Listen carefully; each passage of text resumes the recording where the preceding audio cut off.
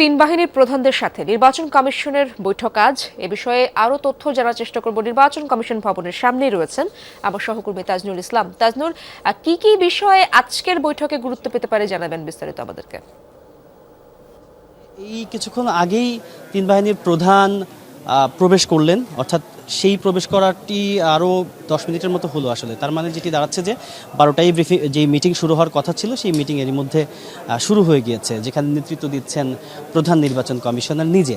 এবং গণমাধ্যম কর্মীরা এই নির্বাচন কমিশন ভবনের যে নিচতলা, যেখানে আসলে মিডিয়া রুম রয়েছে একটি, সেখানে অপেক্ষা করছেন যে এই বৈঠক কতক্ষণ চলবে, সেখানে যে বিষয়গুলো নিয়ে আলাপ হওয়ার কথা রয়েছে, তারপরে গিয়ে নির্বাচন কমিশনের তরফ থেকে যখন আনুষ্ঠানিকভাবে জানানো হবে সেই তথ্যগুলো জানার জন্য মূলত এখানে তাদের অপেক্ষা। যেহেতু নির্বাচনের দিন তারিখ ঠিক করা হয়েছে, এখন আসলে প্রস্তুতি নেওয়ার সময়। সেই প্রস্তুতির অংশ হিসেবে আইনশৃঙ্খলা রক্ষাকারী বাহিনীর যেই সকল রকমের সংস্থাগুলো রয়েছে, সেই সংস্থাগুলোর সাথে এখন আসলে সমন্বয়ের সময়। এবং তিন বাহিনীর প্রধান মূলত এসেছেন সেই বিষয়গুলোতে, অর্থাৎ নির্বাচনের সেই সময়টিতে কিভাবে করে তারা সহযোগিতা করবেন সেই বিষয়গুলো নিয়ে আজকে তারা বিস্তারিত কথা বলবেন। আমরা যেমনটি শুনতে পাচ্ছি যে আজকের যে বৈঠক, সেই বৈঠকটি বেশ লম্বা সময় জুড়ে হবে। লম্বা সময় জুড়ে হওয়ার মানে হচ্ছে এই যে খুঁটিনাটি যতগুলো বিষয় রয়েছে নির্বাচনের এই আয়োজনকে ঘিরে, সেই সমস্ত বিষয় নিয়ে আজকে তারা খুব বিস্তারিত আলাপ করবেন।